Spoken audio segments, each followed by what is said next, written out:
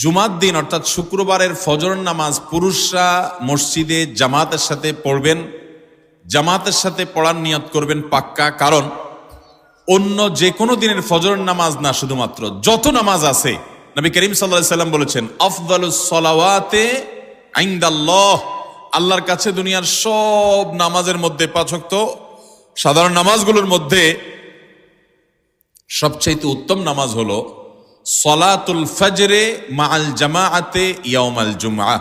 জুমার দিন ফজরের নামাজ জামাতের সাথে আদায় করা হলো যত নামাজ আছে এর মধ্যে সবচেয়ে শ্রেষ্ঠ নামাজ।